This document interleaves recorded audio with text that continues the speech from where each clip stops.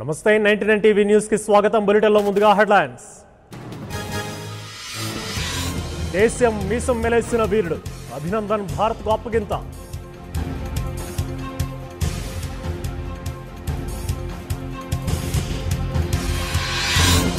పాకిస్తాన్ నుంచి హిందుస్థాన్కు wing commander అభినందన్కు ప్రజల grand welcome.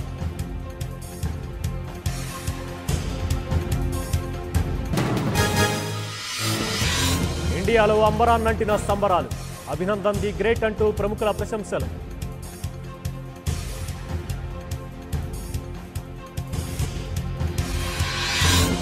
Pulwama దాడి అత్యంత హేయమైన చర్య, టెర్రరిజాన్ని కూకటి వేళతో పెకిలించాలన్న రాజ్నాథ్.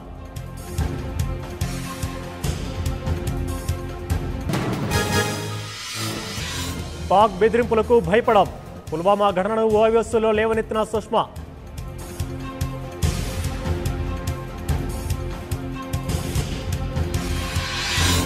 ఉగ్రవాదుల కుట్రను పసిగట్టిన నిఘా వర్గాలు, ఢిల్లీలోని 29 ప్రదేశాల్లో దాడులకు ప్లాన్.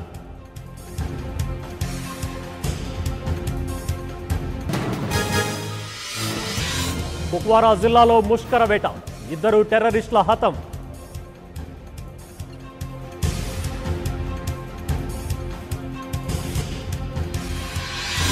పాకిస్తాన్ అధీనంలోనే మసూద్, తేల్చి చెప్పిన ఆ దేశపు విదేశాంగ మంత్రి ఖురేషి.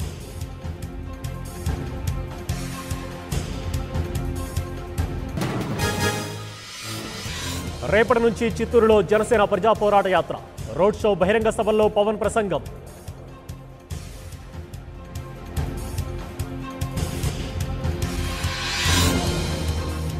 స్వార్థం కోసం దేశాన్ని పడంగా పెడుతోంది బీజేపీ దుర్గార్ముఖ రాజకీయాలన్న బాబు.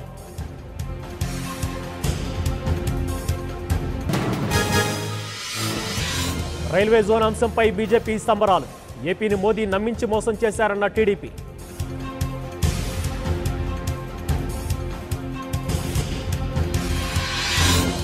విశాఖ రైల్వే జోన్ కేవలం కంటి తుడుపు చర్య, కేంద్రం మసిపూసి మారేడికాయ చేసిందన్న లోకేష్.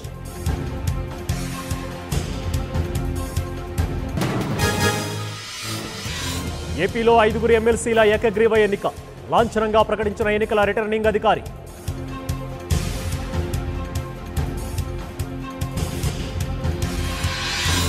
ఢిల్లీ చేరుకున్న వైసీపీ అధినేత, రేపు ఇండియా టుడే కాంక్లేవ్లో పాల్గొనున్న జగన్.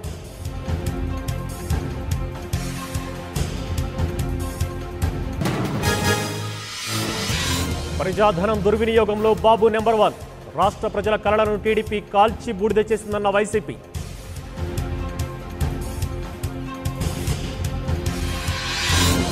మరో 4 రోజుల్లో సమరశంఖారావం, నెల్లూరులో 5వ తేదీన వైసీపీ బహిరంగ సభ.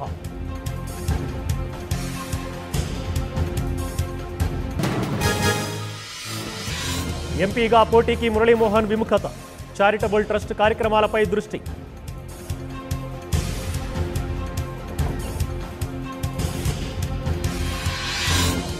వైసీపీకి గౌరు వెంకటరెడ్డి రాజీనామా, త్వరలోనే టీడీపీలో చేరిక.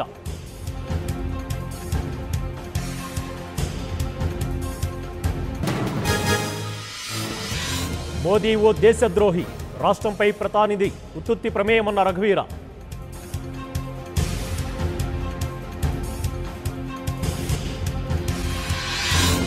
నిమ్స్లో కార్పొరేట్ స్థాయి వైద్యం, త్వరలోనే అమలు చేస్తామన్న మంత్రి ఈటెల.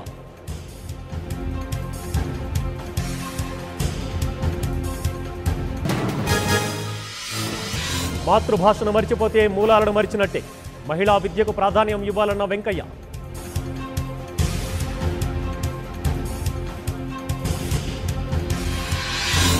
షెడ్యూల్ ప్రకారమే లోక్సభ ఎన్నికలు, నిర్ణీత గడువులోగా ఎన్నికలు జరుగుతాయన్న సిఇసి.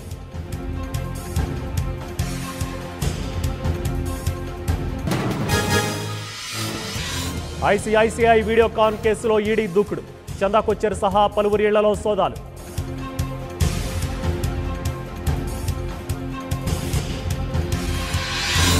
ఒడిశాలో వ్యాన్ని ఢీకొన్న లారీ, 2 పోలీసుల మృతి, 17 మందికి గాయాలు.